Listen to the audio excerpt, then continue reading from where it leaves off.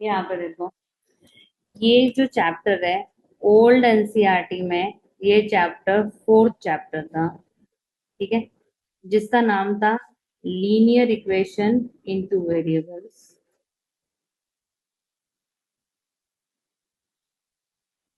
हाँ, नाइन्थ में two variables है, और टेंथ में इसमें सिंगल इक्वेशन है, उसमें डबल इक्वेशंस है।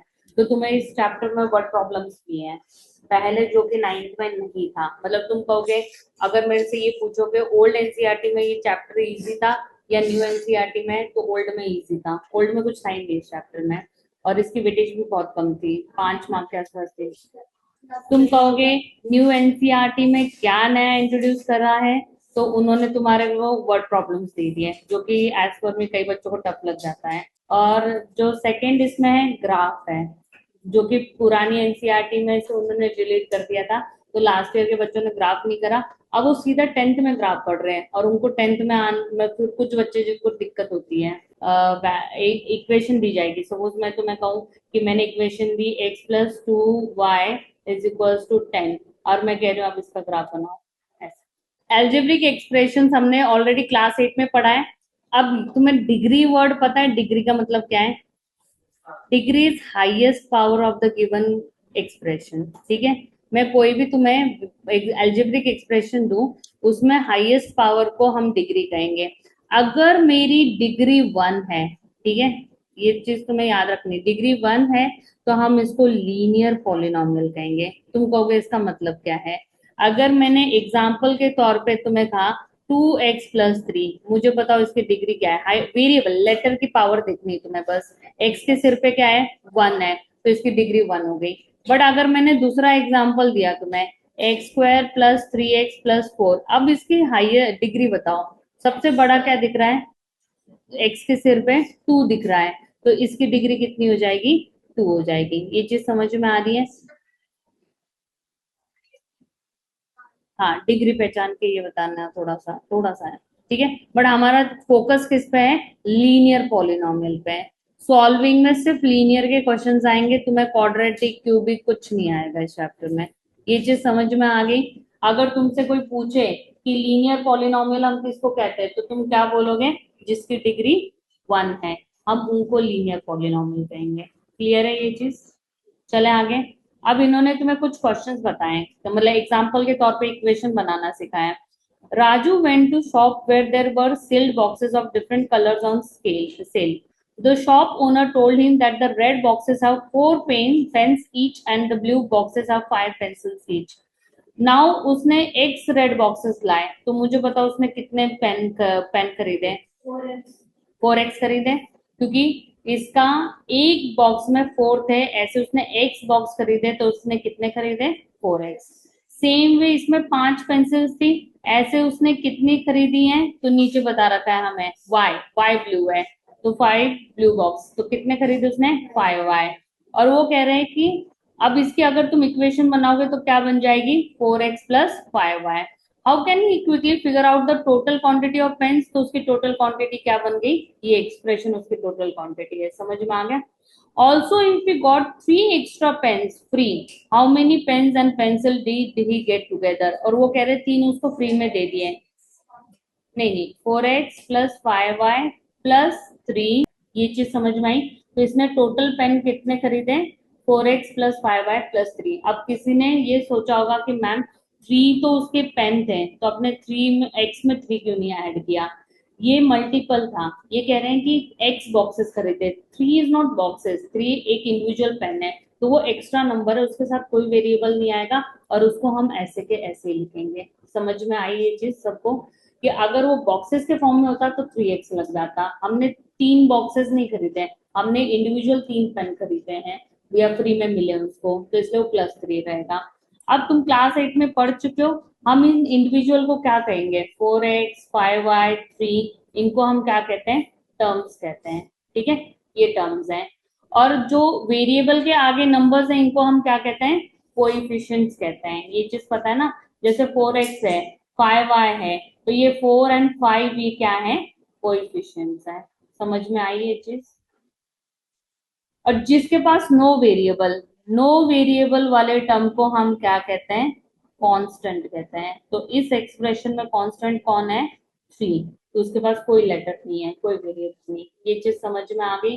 टर्म्स क्या है, कोएफिशिएंट्स क्या है, कांस्टेंट क्या है, वेरिएबल्स क्या है। ठीक है। टर्म्स तो ग्रुप ऑफ जो भी तुम्हारा एक्सप्रेशन है उसमें जो अलग अलग ग्रुप्स है।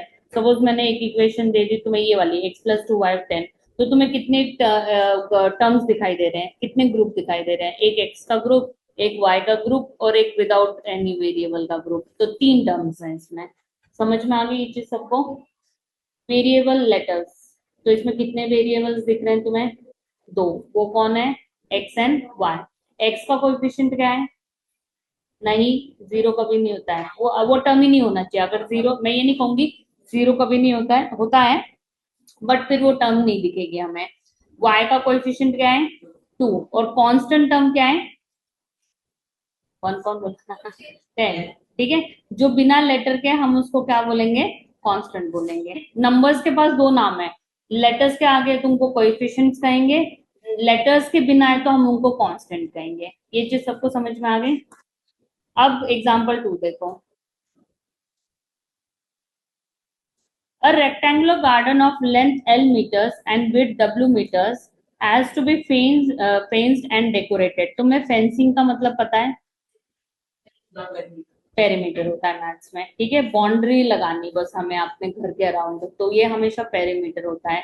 तो ये कह रहे हैं लेंथ, इसका जो लेंथ है वो LL है और जो इसका विड्थ है वो WW है। तो अगर मैं इसका पेरीमीटर का फॉर्मूला बनाऊं तो क्या लगेगा बताओ? 2 × L + W। ठीक है, ये फॉर्मूला है। A wire fence is to be laid along the length consisting 100 rupees per meter and a wooden fence is to be built along the width costing rupees 80 per meter। अब वो कह रहे हैं कि यहाँ पे 2 साइड तो मुझे वुडन फेंसिंग लगानी है, वुडन। ठीक है। और जो दूसरे साइड में वहां पे मुझे क्या लगानी है? वायर फेंसिंग लगानी है। यहाँ पे भी वायर फेंसिंग है, यहाँ पे भी वायर फेंसिंग है। और वो कह रहे हैं जो वायर फेंसिंग है उसका कॉस्ट तो 100 रुपीज लगेगा तुम्हें पर मीटर, और इसका 80 लगेगा। तो अगर मैं इसको एक्सपांड करूँ तो ये 2L + 2W बनेगा। ये तो इसका पेरीमीटर आ गया, बट अगर तुम्हें कॉस्ट के फॉर्म में लगाना है तो क्या होगा बताओ? लेंथ मुझे इतनी लगेगी और मेरा 100 रुपए पर मीटर है, तो मेरा कितना हो जाएगा? 200 है। ये चीज समझ में आई सबको? 2L × 100। और मेरी विड्थ 2W है, 80 है, तो कितना हो जाएगा? 160W हो जाएगा। ठीक है। अब वो कह रहे हैं special seeds have to be sown through the garden which will cost ₹50 per square metre. अब मुझे इसके अंदर स्पेशल सीड्स लगाने हैं, तो इस यहाँ पे कौन सा फॉर्मूला लगेगा? यस, एरिया लगेगा। और उसकी कॉस्ट 50 रुपीज पर है, तो क्या फॉर्मूला बनेगा? 50L W। अब ये अगर मैं तुम्हें कहूँ, ऐसा हमने इतना डेप्थ में कभी 9th वाले बच्चों को पढ़ाया ही नहीं है। क्या आया सबको? अगर किसी को प्रॉब्लम है बोलो, मैं वापस समझाऊंगी कैसे आया। तुम्हें ये समझ में आ रहा है कि अगर मुझे ब्लू पे बाउंड्री लगानी है तो इट इज ऑलवेज पेरीमीटर, और हमें अंदर कुछ लगाना होता है तो वो एरिया होता है। तो रेक्टेंगल का एरिया का फॉर्मूला लेंथ इंटू ब्रेड्थ होता है, तो यहाँ पे ब्रेड्थ के बजाय हम विड्थ बोल रहे हैं, तो LW हो गया। और पर उसका कॉस्ट कितना था? ₹50 ना, तो एरिया वो LW। हाँ, ठीक है। मतलब सिंपली मैंने 50 रुपीज इंटू एरिया लगाया है। ठीक है, क्योंकि एरिया की cost was 50 rupees per metre square. तो ये कह रहे हैं इस, अब मुझे बताओ इसमें इस एक्सप्रेशन में कितने टर्म्स हैं? 3 टर्म्स हैं। ठीक है। मुझे इसमें बताओ वेरिएबल्स कितने हैं? हाँ, अरे गलत। अरे टोटल में कितने लेटर्स यूज हुए हैं एक्सप्रेशन के अंदर? हाँ, L and W ना, 2 ही तो है। कॉम्बिनेशन मत देखो, वो मल्टीप्लाई कैसे भी हो रहा है। तुम्हें लेटर्स कितने दिख रहे हैं? तुम समझे नहीं, डिफरेंट लेटर्स कितने दिख रहे हैं? यस, हाँ, जैसे ये कह रहे हैं ना ABCD होता तो मैं 4 बोलती। हाँ, तुम्हें कोएफिशिएंट, यस, तो वो कह लो यही लेटर्स और यही मल्टीप्लाई हुआ ना। अगर यहाँ पे LWZ होता तो तुम 3 बोलते, 3 वेरिएबल्स हैं। वो नहीं देखना है कि ये मल्टीप्लाई हो रहे हैं, प्लस हो रहे हैं, माइनस हो रहे हैं, उससे मतलब नहीं। टोटल डिफरेंट टाइप्स 26 लेटर्स में से कितने लेटर्स दिख रहे हैं वो मतलब है। ठीक है, वेरिएबल्स का। अब मुझे एल का कोएफिशिएंट बताओ। 200 है। डब्ल्यू का कोएफिशिएंट बताओ। 160 है। एल डब्ल्यू का कोएफिशिएंट 50 है। अब इसमें कांस्टेंट टर्म कौन सी है? Yes. No, no constant term है ही नहीं। कोई भी ऐसा नंबर नहीं जिसके पास कोई वेरिएबल नहीं। आ गई ये चीज समझ में? यही चीज इन्होंने यहाँ पे पूछा है तो मैंने एक्सप्लेन कर दी कि टर्म्स बताओ, वेरिएबल्स बताओ, कोएफिशिएंट बताओ, सब कुछ कर लिया आपने। ठीक है। अब आते हैं एग्जांपल 3 पे। A wire of length 20 centimetre is bent in different ways to form rectangles. ठीक है। मेरी टोटल लेंथ कितनी होगी वायर की? 20 सेंटीमीटर। उनको मैंने अलग अलग शेप में रेक्टेंगल बना दिया। एक बार वो कह रहे हैं कि मैंने 7 सेंटीमीटर 3 सेंटीमीटर लेके बनाया। ठीक है। तो ये 7 है, ये 7 है, ये 3 है, ये 3 है। अब तुम इनको ऐड करके देखो तो बराबर कितना हो रहा है? 20 सेंटीमीटर हो रहा है। ऐसे ही इन्होंने 5.5 4.5 करा है। अब ये कह रहे हैं ऐसे तुम मेरे को कितने एग्जांपल्स दे सकते हो, याद रखना है। हाँ, यस। जब भी तुम्हारे इक्वेशन में दो वेरिएबल्स होंगे हमेशा तुम्हारे पास आंसर इनफिनाइट होंगे, ये रूल है। ठीक है। Linear equation in two variables में इस ये तुम्हें समझ में आ गया। मेरे पास एक 20 सेंटीमीटर की वायर है। ठीक है, लेंथ मेरी 20 सेंटीमीटर की।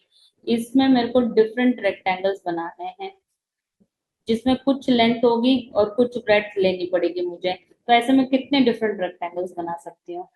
तो याद रखना, जब भी टू वेरिएबल का क्वेश्चन होगा आंसर इज ऑलवेज इनफिनाइट। मैं इनफिनाइट कर सकती हूँ। हाँ। अब मैं बताती हूँ कैसे होगा। 20 मेरी टोटल है, तो जैसे इन्होंने यहाँ पे एग्जाम्पल लिया हम इसको ऐसे एक्सप्रेस कर सकते हैं। अगर मैंने लेंथ ऑफ रेक्टेंगल को x ले लिया, x, तो इन्होंने जैसे विड्थ को क्या बता दिया? 10 - x दिया। और ऐसे करके हमारे पास एक्सप्रेशन आ गया। नहीं, ये तो हमने एज्यूम करी ना। जब मेरी 7 सेंटीमीटर है तो 7 + 7 14 आ गया, तो मेरी रिमेनिंग कितनी है? तो रिमेनिंग 20 में से मैंने माइनस करा 14 को तो 6 आया, फिर उसका आधा आधा करके वो 3 3 हो गया। तुम्हें ये तो समझ में आ गया। मेरे पास 20 मीटर की वायर है, 20। अगर मैंने इसको 6 लिया ये लेंथ को, तो ये भी कितनी आएगी? तो टोटल मेरी कितनी होगी? 12। और 12 में से 20 में से मैं ऑलरेडी 12 माइनस कर चुकी, इतनी वायर मैं यूज कर चुकी, तो अब मेरे पास कितनी बची? तो इधर में कितना डिवाइड कर, ये बोल रही हूँ। ये हाँ, जो भी रिमाइंडर आएगा उसको तुम्हें आधा आधा करना पड़ेगा ना, क्योंकि हमें पता है रेक्टेंगल्स के ऑपोजिट साइड इक्वल होती है। 9 नहीं हो, 4 है, 4। ठीक है। अब ऐसे अगर मैं कहूँ कि मेरा ये लेंथ x है, ठीक है, तो ये भी कितना आएगा? x आएगा। तो मेरी विड्थ कितनी आएगी? 20 माइनस, नहीं वैसे 20 - 2x आएगी ना। तो इसलिए उन्होंने 10 - x किया है उसको। एक का कितना आएगा? 10 - x आएगा। अगर मेरी एक लेंथ x है तो मेरी एक विड्थ कितनी आएगी? 10 - x, 10 - x आएगा s। ठीक है। ये रहा बेस्ड ऑन डिग्री। याद रखना है, कांस्टेंट पॉलिनोमियल की जो डिग्री होती है वो 0 होती है। ये लिख लेना, ठीक है। Types of polynomial based on degree, ये तो क्लास 9। जैसे 3 है, अब उसके पीछे कुछ वेरिएबल है इसलिए तो 0 है। x⁻⁴ कितना होता है? 1, इसलिए ये नंबर 3 बन गया। तुम कहोगे what is zero polynomial? Zero polynomial is zero, only the number zero. याद रखना है कांस्टेंट में जीरो इज नॉट इंक्लूडेड। ये बहुत इंपॉर्टेंट है जो मैं अभी बता रही हूँ। ठीक है। कांस्टेंट में जीरो छोड़ के सारे नंबर्स है, तुम्हारे रैशनल नंबर्स हो इरेशनल हो सारे इंक्लूडेड है। सिर्फ जीरो को काउंट नहीं करना है। Zero is a special number जिसको हम जीरो पॉलिनोमियल कहते हैं, और इसकी डिग्री इज नॉट डिफाइंड। ठीक है। x + 5 और इसकी डिग्री कितनी है? 1। ठीक है। कांस्टेंट टर्म के पास डिग्री 0 होती है, जीरो के पास जीरो नॉट डिफाइंड होती है। क्यों होती है वो मैं एक्सप्लेन करूंगी। लीनियर की डिग्री हमेशा 1 होगी, क्वाड्रेटिक की हमेशा 2 होगी, क्यूबिक की हमेशा 3 होगी। इसको फटाफट लिख लो। है इतनी जल्दी कैसे लिखा तुमने?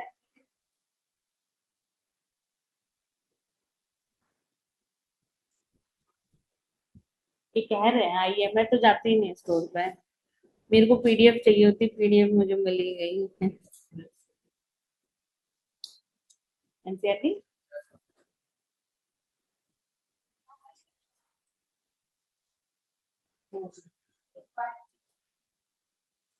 सबने लिख लिया है क्योंकि मुझे पार्ट टू क्वेश्चन टू समझाना है।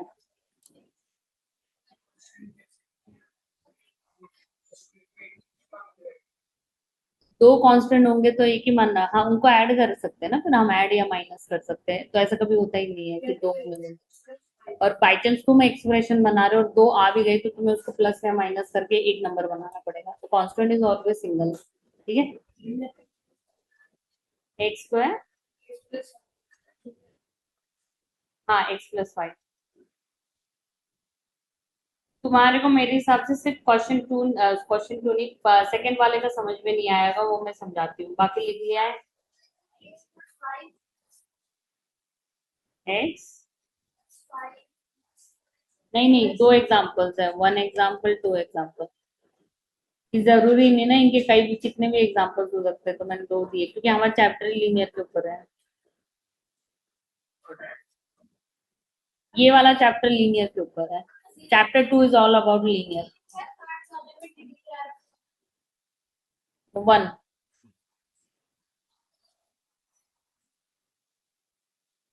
पर उसकी डिग्री पता होनी चाहिए क्योंकि ये तुम्हारे एग्जाम्पलर में इसके ऊपर एमसीक्यू है, मतलब ये जो कांस्टेंट और जीरो पॉलिनोमियल है ना, इसके ऊपर हमेशा एक मतलब मैं कहूंगी हर एक स्कूल में एक बार जरूर पेपर में क्वेश्चन आया है, चाहे हाफ ईयरली में आया चाहे फाइनल में आया चाहे यूपी में आया, तीनों में से एक बार जरूर आया है। अब यहाँ पे देखो, मुझे ये बताओ, 0 इंटू एक्स, इसके सिर पे मैं क्या लिख सकती हूँ कि मेरा आंसर जीरो आ जाए?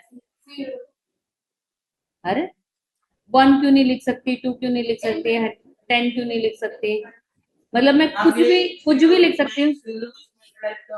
यस, 0 इंटू एनीथिंग इज 0, तो मैं कुछ भी लिख सकती हूँ, ठीक है, एनी नंबर लिख सकती हूँ। अब एनी नंबर को हम कैसे लिखेंगे, तो हमने क्या वर्ड लिख दिया, नॉट डिफाइंड। समझ में आ गया? नॉट डिफाइंड का मतलब है कि हम इसके लिए कोई स्पेशल नाम, इसमें एक नंबर, जैसे मुझे यह कहना है इसकी डिग्री जीरो आई, क्योंकि मैं जीरो ही लिखूंगी तो इसका डिग्री वन मतलब डिग्री जीरो बनेगी ना। यहाँ पे 0 इंटू एनीथिंग लिख सकती हूँ मैं, इसकी पावर कुछ भी लिख सकती हूँ, 1, 10, 100, इंफिनिटी, कुछ भी। जीरो की नहीं, वेरिएबल की, बट उसके आगे कांस्टेंट टर्म जीरो है। क्यों? क्योंकि 0 इंटू एनीथिंग इज 0, तो मैं कुछ भी लिख सकती हूँ, एक्स नहीं दिया होगा, ओनली जीरो दिया होगा। अब तुम कहो, मैं तुमसे पूछ रही हूँ जीरो की डिग्री क्या है, तुम कहोगी नॉट डिफाइंड। क्यों नॉट डिफाइंड है? तुम कहोगी मैम इसका जो भी वेरिएबल है मैं उसकी पावर नहीं बता सकती, इसके पास क्या पावर थी, तो इसलिए इसका आंसर क्या आ गया, नॉट डिफाइंड। समझ में आया? तो हमारा जो न्यू एनसीईआरटी में हम यही वाला टॉपिक पढ़ रहे थे। अब इनका कहना है कि one variable polynomials, univariate polynomials, और when the context is clear simply polynomials. तुम कहोगे यूनिवेरिएट क्या है, मतलब वन वेरिएबल, ये वन वेरिएबल का अदर नेम है, यूनी का मतलब है सिंगल, तो ये सिंगल वेरिएबल है, ऐसा कह रहे हैं वो। ठीक है, एक ही चीज है। सबको ये समझ में आ गया? कांस्टेंट पॉलिनोमियल, लीनियर पॉलिनोमियल, देखो कांस्टेंट की जो मुझे कह रहा था यहाँ पे लिख के दिया हुआ है, डिग्री जीरो है, पर उन्होंने फिर यहाँ पे जीरो पॉलिनोमियल के लिए नहीं बताया, पर मुझे पता है तुम्हारी टीचर्स बताएंगी, क्योंकि जीरो पॉलिनोमियल का मैंने बताया ना एग्जाम्पलर में भी क्वेश्चन है, तो याद रखना है जीरो पॉलिनोमियल का degree is not defined, and other numbers की डिग्री क्या आएगी, जीरो, और लीनियर की वन, क्वाड्रेटिक की टू, क्यूबिक की थ्री। क्लियर है? अब हम स्टार्ट करेंगे एक्सरसाइज 2.1। डालो हेडिंग हेडिंग। तुम लोग अपनी नोटबुक में सॉल्व करोगे और मैं तुमसे क्वेश्चन पूछूंगी, फर्स्ट पार्ट के 4 पार्ट लिख लो। डिग्री इज हाईएस्ट पावर, सबसे हाईएस्ट क्या दिख रही है? हाँ, हाँ, हाँ, हाँ, नंबर डालो और आंसर लिखो। डिग्री इज हाईएस्ट पावर, उसमें छोटा बड़ा कुछ नहीं देखना है, सॉरी छोटा देखना ही नहीं, बड़ा देखना है बस। फर्स्ट आंसर ऑलरेडी लीक हो चुका है, टू है। सेकंड का हमारा बताइए।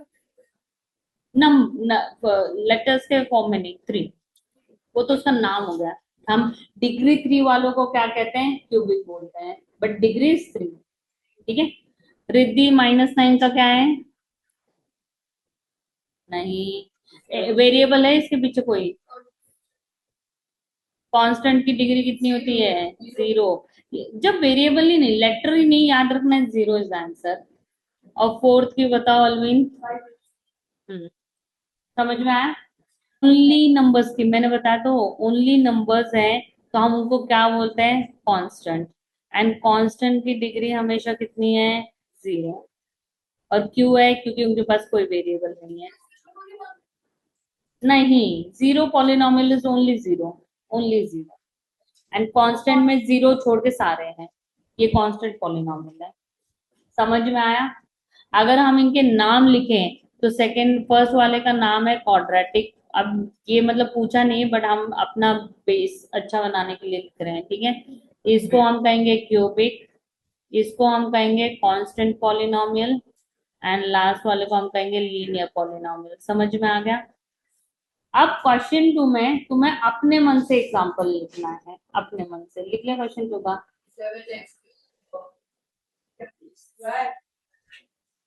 लास्ट पे वाला? हाँ, सही है, उससे तुमने लिख लिया। क्वेश्चन 2 करो। तुम्हें अपने मन से 3 बताने हैं। एक जिसकी डिग्री 1 है, क्वेश्चन 2 में जिसकी डिग्री 2 है, और क्वेश्चन 3 में जिसकी डिग्री 3 है। अपने मन से पॉलिनोमियल बनाओ। और वो कैसे करो? अब इसमें मुझे आंसर्स लिख नहीं करोगे, मैं पूछूंगी। कोएफिशिएंट ऑफ एक्स स्क्वायर बताओ विद, अब एक और चीज, कोएफिशिएंट विद साइन होता है। किसी प्लस वालों को तो हम काउंट ही नहीं करते, पर किसी के पास माइनस नंबर है तो माइनस साइन साथ में चलेगी उसकी। तो इसमें लिखो क्वेश्चन 3 में coefficient of x square, coefficient of x cube. X square का कोएफिशिएंट लवित्रा बताओ, और एक्स क्यूब का कोएफिशिएंट श्रेया बताओ। एक्स क्यूब का कोएफिशिएंट, यस। समझ में आ गया ना? विद नंबर्स लिखना है, सॉरी विद साइन लिखना है। तो हम प्लस तो लिखते नहीं, प्लस मैटर नहीं करता मैथ्स में, बट अगर माइनस है तो उसको छोड़ नहीं सकते। किसी बच्चे ने अगर इनकी वो छोड़ दी ना साइन, तो गड़बड़ हो जाएगी। इसका फोर्थ का आंसर जैस बताएगा। कोएफिशिएंट ऑफ जेड कितना है? मुझे ये बताओ, तुम्हें इसमें सिंगल जेड दिख रहा है ही नहीं, तो 0 है। ठीक है। जब जो इन्होंने ये थोड़ी बोला है कि जेड, जेड क्यूब का थोड़ी मांगा है ना, जेड स्क्वायर का मांगा है ना, जेड का, सॉरी जेड का मांगा है, तो क्यूब का तो क्या आएगा 4, स्क्वायर का आएगा 5, है ही नहीं तो 0 है। फिफ्थ का अब ये बताएगा, कार्तिक बताएगा। What is the constant term in this? Yes, ठीक है, -10। मैंने बताया ना, नंबर्स आर विद साइन। अभी तक तुम कहोगे आपने ऊपर तो ये चीज नहीं बताई, क्योंकि सारे प्लस में थे ना। प्लस डजेंट मैटर, प्लस का कोई रोल नहीं है। माइनस का बहुत इंपॉर्टेंट रोल है, तो माइनस साइन में नहीं छोड़ सकते अगर उसके पास माइनस साइन है। हाँ, अगर यहाँ पे +10 होता तो मैं सिर्फ 10 लिखती। समझ में आया?